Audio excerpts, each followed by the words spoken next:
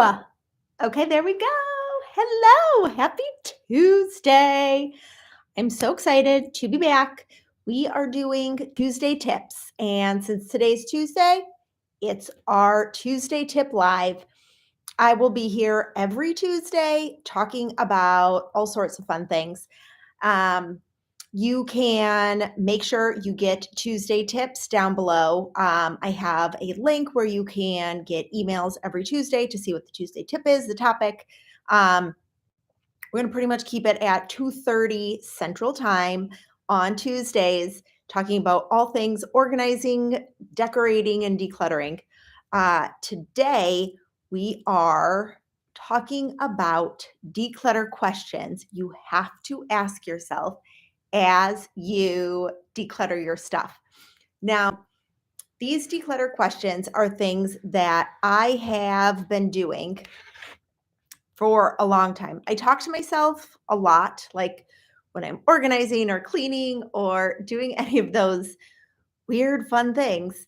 I talk to myself, and some things that I noticed were that the questions I was asking myself are, um, you know, helping me figure out how to process and think through organizing.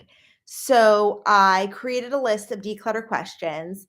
They are included in my practical organizing and decluttering guide.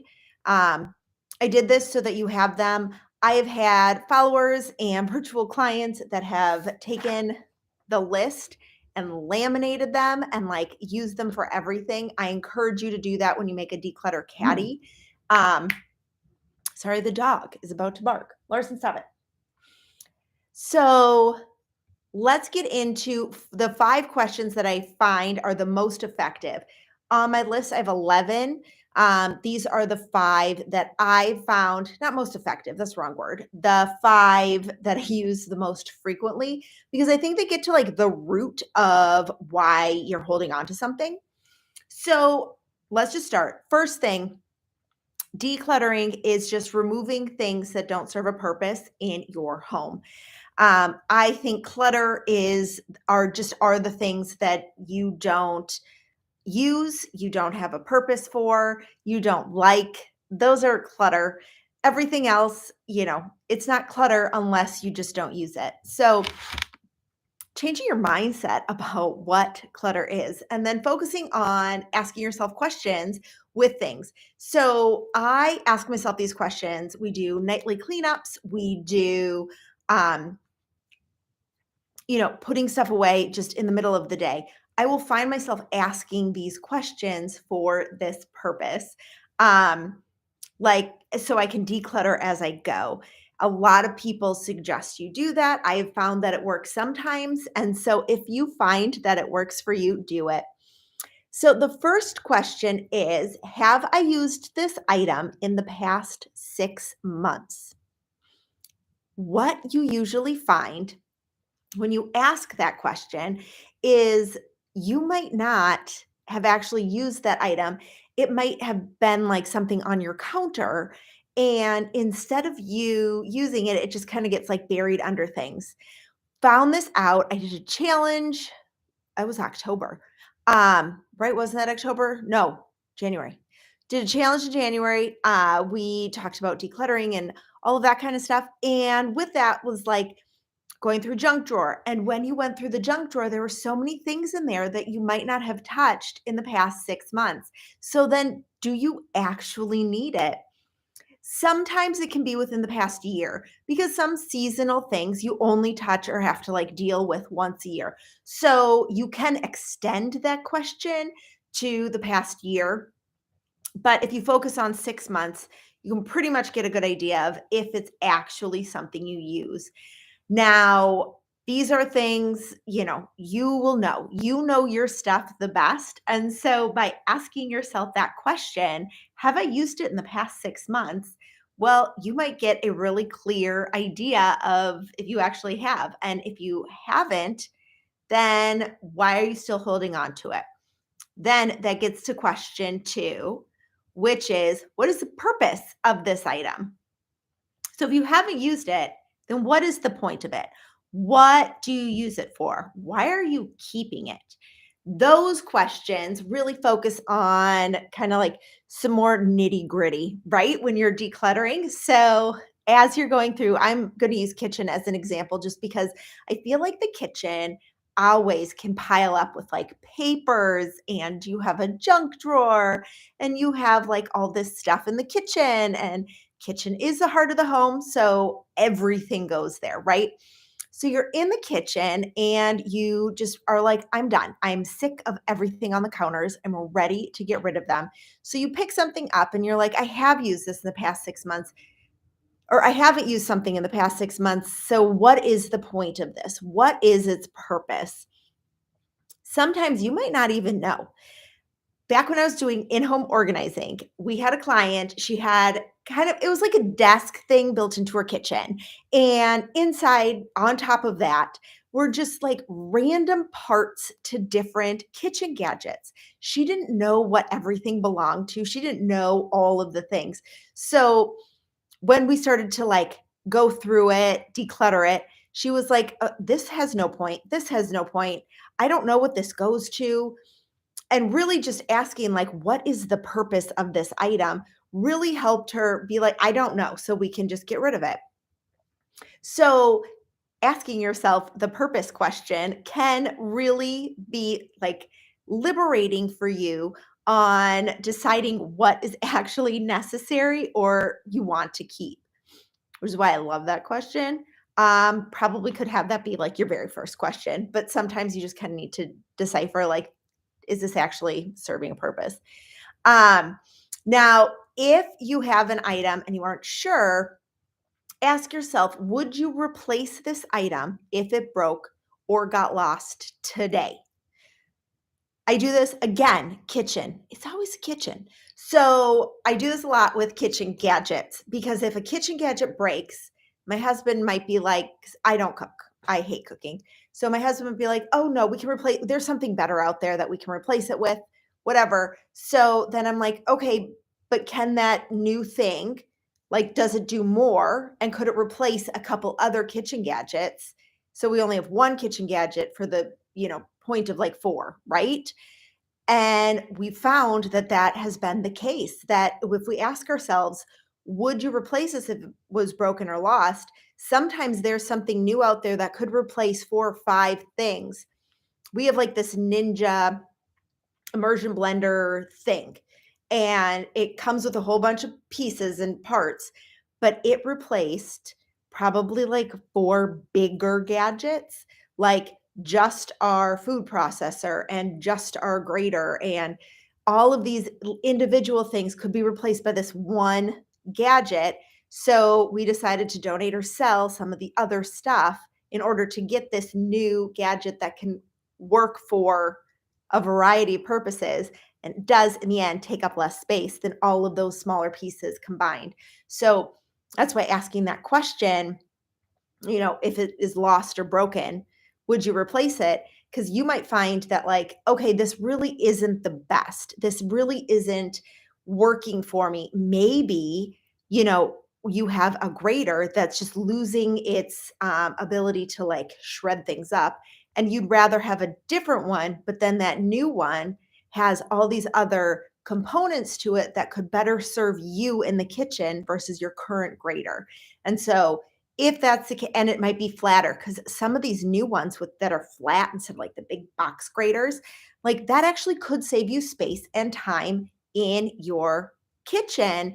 And so if you wouldn't replace it with that exact item, but you might replace it with something that would serve you better, then it might be okay and time for that particular item to go. Now, again, sometimes you have to ask yourself multiple questions in order to get to like if you actually can get rid of it. Because if you're just getting rid of it to get something new, then really find out what the motivation is behind the getting something new. So then there's more questions you get to ask yourself about that. But if you have something that you're like, I'm not going to replace this, I'd rather get something else that can serve this purpose, but would also cover X, Y, and Z. Well, then that's a different story. So, like for us with the Ninja immersion blender thing that did like 10 different things so we could get rid of a bunch of different kitchen gadgets, that helped us declutter our kitchen because we condensed everything into one bigger gadget. If you're like, I don't use this, like the pineapple peeler, we use it. We use it a lot. My daughter loves pineapple in the summer, so we use a pineapple peeler, but not everybody does. So, would a knife serve that purpose instead of the pineapple peeler? And if that's the case, you would not replace it. So, you could declutter it. You could let it go. You could part with it. That's the root of that question. Now, question number 4. Would you replace this particular item for 20 could you replace this particular item for $20 or less? Okay, the reason why I have $20. $20 typically is about like the threshold where you're kind of like, okay, if it's under 20 bucks, fine. I don't have a problem spending, under 20 bucks. Over 20 bucks, sometimes you go a little it could be more of an investment on that. So by asking yourself the $20 question, you are able to start to differentiate the physical item versus the cost that you paid. So a lot of times we put a value on a particular item solely because we spent money on it. And I've posted this on Instagram that, all that clutter used to be money. So if you want to part with it, it is okay to part with it because the money's already spent. But you holding on to that because you spent money doesn't necessarily mean that you need to keep it. You can donate it, you can sell it, you can throw it away if it's broken or, is not donatable. And all of that is okay. You can do those things even though you spent money on it. We have to separate the guilt about spending money versus the physical item. They don't go hand in hand. So I want you to really look at your stuff in that lens. You've already spent the money. So holding on to it solely because you spent the money is not a reason to keep something if it is causing you stress, if you have to keep moving it, if every time you see it, you get upset and annoyed. This happens a lot if you are going through a divorce or like a friend breakup or a relative or somebody might have ticked you off and you see something they gave you and it upsets you, you can get rid of it. It is okay. Not everybody has to hold on to every little thing. You can part with things if they don't make you happy because it is your home. You are the one paying rent. You are the one paying the mortgage. You are the one that is living in that space. And if your physical environment is not making you happy, change your physical environment. I'm very big on that, which is why asking yourself if you would replace it for $20 is like really an easy question to ask solely for that reason. I'm a true believer that your physical environment and your mental, emotional well being go hand in hand. When life for me gets messy, my desk is so messy. Things pile up. Yes, they're tidy, like I have nice paper piles, but I can see my desk isn't clear. So that is when I know, and it is a visual sign for me, okay, Jessica, go take care of that right now. You need to clean up your mental space so that your physical space can be the same. And it is the same with things people give you, like gifts or any of that. Which brings me to question 5, which is about, are you holding on to this item because of guilt? A lot of times we hold on to things solely because we feel guilty about letting them go. Somebody gifted it to us and we no longer want to hold on to it anymore. We no longer want to see it anymore. Maybe somebody has gifted you something and there's like a sentimental component behind it that they have, but you don't. I've seen this a lot.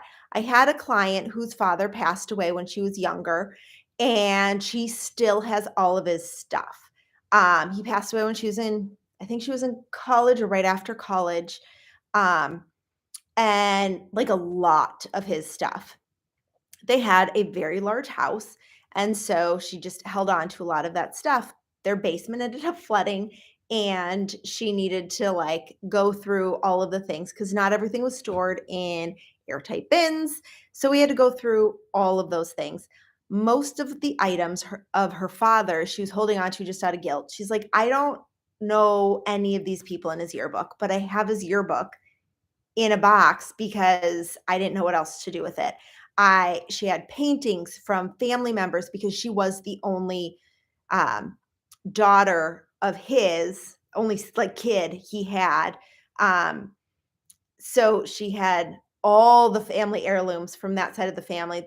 The parents got divorced when she was younger. So she was the one that inherited all of that stuff too.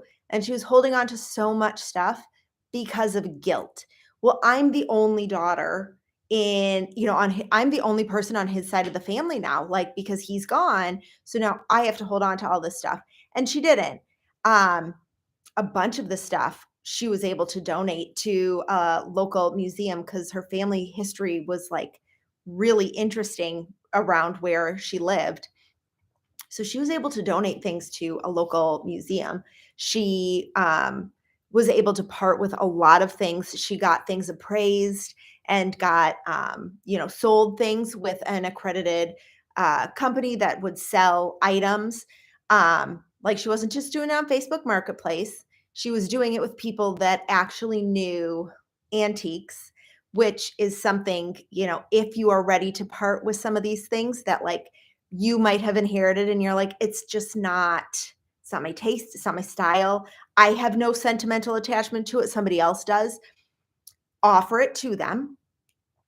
Otherwise be like, it's leaving my house at this date and set up a time. You can easily Google um antique dealers in my area, put in your zip code, read reviews, meet with them before they even see your stuff, get a few different quotes to kind of see what people are thinking so that you can make an educated decision about what to do. But don't get stuck in that process because that's another thing. People are nervous about having somebody come and look and kind of quote what their items might be worth because it might be less than what they think a family member could be upset, whatever. That's why I say get 3 quotes and then kind of go with the one that your gut tells you they're going to do a good job selling this. So get 3, do a Google search, set your timer for 1 hour to find 3 people after reading reviews. And when you give yourself limits, you're going to be moving through the process faster. So set those time limits. I have 1 hour to find 3 people.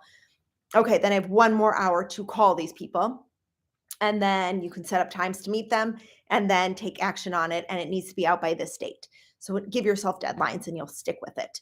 So, but asking yourself that question, if you're keeping it out of guilt, then what is the point? Like, why are you still holding on to it? And then, if you're ready to part with it, then how can you part with it in an effective manner? I have a bunch of videos on how to declutter your sentimental items, how to declutter sentimental items that mean something to somebody else.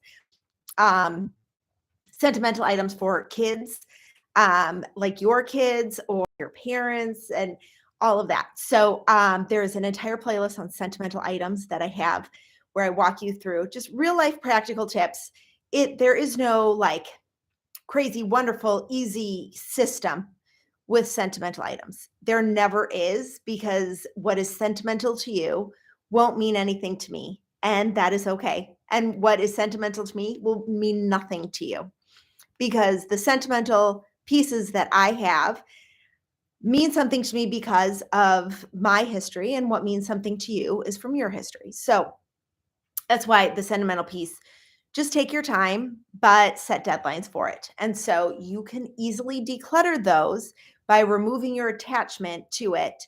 Stop holding on to things because of guilt and hold on to things because you love them. You think they are beautiful. You enjoy looking at them, you use them, they are a necessity. When I first heard, Marie Kondo say, like, only keep things that spark joy, I was like, garbage bags don't spark joy, but I need to have them in my house. So to me, some of those items are like legit necessity that you have to have in your house in order for it to, like, not turn into a garbage pit. So sometimes it's just, is this a necessity? Yes, it is. Okay, then I'm going to keep it. So those are the 5 questions that I ask myself as I declutter constantly. Even if I just do, like, I'm tidying up my workspace as we, like, tidy up at the end of the night, all of those things, I will ask myself, what's the purpose of this? Have I used it? Am I holding up this out of guilt? If this disappeared right now, would we replace it? Or if we did, is it less than $20? So getting really clear on that and why you have an item in your house is really going to help so much to just kind of like get you to stop and think, get you to stop being in the same routine and to start removing things that are no longer serving you or your family. So, all of my declutter questions are included in my very free, it's totally free, practical guide to organizing and decluttering your home down below where you're watching this video. Also, next Tuesday, I'll be here at 2:30 and we'll be discussing all things office organizing because next Tuesday is National Organize Your Office Day. So I have tons of tips to help you organize your office. You are not going to want to miss it. 2:30 Central Time here on YouTube. Hope to see you there. And have a fantastic rest of the week. Happy March. What? So crazy.